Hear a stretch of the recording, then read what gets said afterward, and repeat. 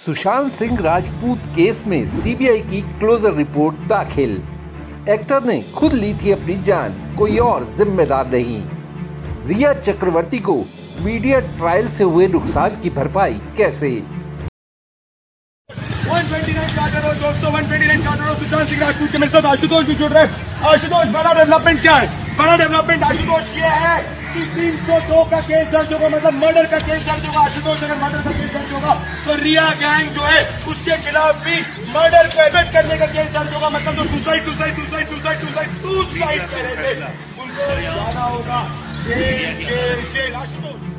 रिया चक्रवर्ती बोलती है ड्रग दो, ड्रग दो, ड्रग दो, ड्रग दो, ड्रग दो, मुझे ड्रग दो, मुझे ड्रग्स दो। वो कहती है मुझे ड्रग दो, मेरे लिए गांजा लाओ, चरस लाओ, एमडीएमए लाओ, एक्सक्यूसी लाओ। अरे वहां पे प्रमाण है उसके पास। अरे ड्रगी कौन है? रिया चक्रवर्ती ड्रगी है। याद कीजिए आज से करीब 5 साल पहले का दौर। होनहार एक्टर सुशांत सिंह राजपूत की 14 जून 2020 को मौत को लेकर मीडिया के अधिकतर वर्ग में कैसा उन्माद छाया था। हर कोई सुशांत के खुद जान देने को हत्या साबित करने पर तुला था। 34 साल के सुशांत का शव मुंबई के बांद्रा स्थित अपार्टमेंट में पंखे से फंदे पर लटका मिला था।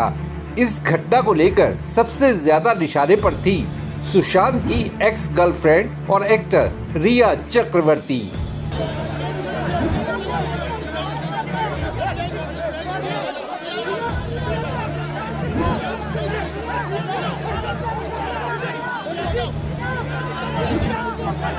रिपोर्ट्स के मुताबिक अब केंद्रीय जांच ब्यूरो यानी सीबीआई ने इस मामले में मुंबई कोर्ट में क्लोजर रिपोर्ट दाखिल कर दी है।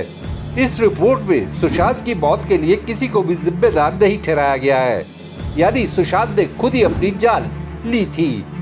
लगभग 4.5 साल बाद सीबीआई ने इस केस में अपना क्लोजर दिया है। अब ये कोर्ट को फैसला लेना है कि सीबीआई की क्लोजर रिपोर्ट को मंजूर करे या एजेंसी को आगे जांच करने का आदेश दे।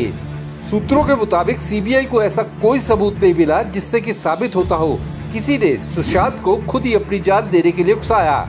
सीबीआई के इस कदम के साथ ही रिया चक्रवर्ती के साथ साथ उनके परिवार को भी क्लीन चिट मिल गई है। दरअसल सुशांत सिंह राजपूत की मौत के चंद दिनों बाद ही उनके पिता के सिंह ने रिया चक्रवर्ती पर आरोप लगाए थे। दूसरी ओर रिया ने भी सुशांत सिंह राजपूत के परिवार पर कई आरोप लगाए थे। सीबीआई ने ये दोनों केस ही अपने हाथ में लिए थे। अब सीबीआई ने दोनों ही केस में अपनी ओर से क्लोजर दे दिया है। सुशांत सिंह राजपूत की मौत के 2 महीने बाद ही सीबीआई ने इस केस में बिहार पुलिस से टेक ओवर करके जांच शुरू की थी। सुशांत सिंह राजपूत के पिता के सिंह ने 2020 में पटना में शिकायत दर्ज कराई थी कि सुशांत को जान देने के लिए उकसाया गया था। सुशांत के पिता ने आरोप लगाया था कि रिया और उसके परिवार ने सुशांत के पैसे का हेरफेर किया था। हालांकि इस तरह के दावों को रिया ने मीडिया को दिए इंटरव्यू में झूठा और बेबुनियाद बताया था। रिया और उसके भाई शौविक चक्रवर्ती को नारकोटिक्स कंट्रोल ब्यूरो यानी एनसीबी ने सुशांत से जुड़े एक ड्रग केस में गिरफ्तार भी किया था, लेकिन बाद में दोनों को जमानत पर रिहाई मिल गई थी।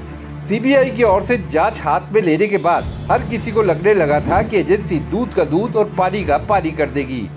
सीबीआई की क्लोजर रिपोर्ट में साफ कहा गया है कि सीबीआई को ऐसे कोई सबूत नहीं मिले जिससे ये साफ हो सके कि सुशांत सिंह राजपूत को किसी ने भी जान देने के लिए फोर्स किया था। बता दें कि सुशांत की मौत का सही कारण पता लगाने के लिए सीबीआई ने एम्स दिल्ली के फॉरेंसिक एक्सपर्ट्स की मदद भी ली थी। एम्स की फॉरेंसिक टीम ने सुशांत की मौत में कोई साजिश होने की संभावना से इनकार किया था। इस टीम ने सीबीआई को दिए अपने मेडिको लीगल ओपिनियन में सुशांत को जहर देने या गला घोटने जैसे आरोपों को खारिज किया था। सीबीआई ने रिया समेत सुशांत के करीबी लोगों से पूछताछ भी की थी। इसके अलावा सुशांत के मेडिकल रिकॉर्ड्स भी चेक किए गए थे। यहाँ तक कि सुशांत की सोशल मीडिया चैट्स भी MLAT के जरिए अमेरिका भेजी गई थी। रिपोर्ट्स में साफ हुआ था कि इन चैट्स में से कुछ भी डिलीट या एडिट नहीं हुआ था। सूत्रों के मुताबिक एजेंसी ने रिया चक्रवर्ती के बयान भी दर्ज किए थे। सीबीआई की क्लोजर रिपोर्ट पर बॉम्बे हाईकोर्ट के सीनियर वकील सतीश मान शिंदे ने बयान जारी किया है। इस बयान में मान शिंदे ने लिखा है, सीबीआई ने सुशांत सिंह राजपूत की मौत को लेकर करीब 4.5 साल बाद क्लोजर रिपोर्ट दाखिल की है। अब सीबीआई के कृतज्ञ है कि उसने केस के हर पहलू की सभी एंगल से व्यापक जांच की और केस बंद किया।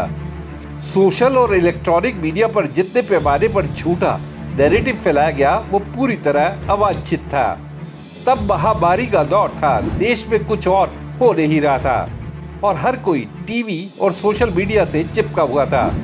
निर्दोष लोगों का पीछा किया जा रहा था, उनकी मीडिया और जांच अधिकारियों के सामने परेड कराई जा रही थी। मैं उम्मीद करता हूं कि ऐसा और किसी मामले में नहीं होना चाहिए। मैं मीडिया के कैप्टन से विनती करता हूं कि वो अपने अंदर झांकें, उन्होंने क्या किया था। रिया चक्रवर्ती को अनकही पीड़ा का सामना करना पड़ा और बिना कोई कसूर 27 दिन सलाखों के पीछे गुजारने पड़े, तब तक जब तक जस्टिस सारंग वी कोतवाल ने उन्हें जमानत पर रिहा नहीं किया। मैं रिया और उनके परिवार को चुप रहने के लिए सैल्यूट करता हूँ, जबकि उनके साथ अमानवीय बर्ताव हुआ। वो अपने एक दोस्त और एक डिफेंस कर्मी के माध्यम से मेरे संपर्क में आए जो मेरे भी मित्र थे, जिनके साथ मैं सैनिक स्कूल में पढ़ा था। रिया के परिवार मेरी टीम का भी पीछा किया गया, हमारी जान का खतरा दिखाकर धमकाया गया। मैं कहना चाहूंगा कि हमें हमारे कानूनी दायित्व को पूरा करने से कुछ भी नहीं रोक सका। आज मैं गर्व के साथ कह सकता हूं कि निस्वार्थ भाव से एक फौजी परिवार को डिफेंड कर सका। इससे मेरी फीस को लेकर अटकलों के जो घोड़े दौड़ाए गए उन पर विराम लगना चाहिए। मैं मीडिया के एक बड़े वर्ग का शुक्रिया भी करता हूं जिन्होंने मुझे सपोर्ट किया, साथ ही रिया के मुद्दे और उनकी न्याय के लिए लड़ाई को भी सपोर्ट किया। देश अभी भी बहुत सुरक्षित है और हर नागरिक जो न्याय के लिए आवाज उठा रहा है उसे हमारी जीवन न्यायपालिका की वजह से उम्मीद है। बहरहाल सीबीआई की क्लोजर रिपोर्ट से सोशल मीडिया पर वक्त पर सुशांत के लिए इंसाफ की उठने वाली मांग पर क्या विराम लग सकेगा। साथ ही एक बड़ा सवाल और, रिया चक्रवर्ती और उनके परिवार को मीडिया ट्रायल की वजह से इतना जो कुछ सहना पड़ा उसकी भरपाई कौन करेगा? शायद कोई नहीं। देशनामा के लिए खुशदीप सहगल की रिपोर्ट। आपको ये वीडियो कैसा लगा, या अगर आपके दिमाग में कोई सवाल है तो कमेंट बॉक्स में जरूर बताइएगा। वीडियो पसंद आया तो लाइक शेयर करना ना भूलिएगा। आपने देशनामा को सब्सक्राइब और नोटिफिकेशन के लिए घंटी वाला बटन दबा ही दिया होगा।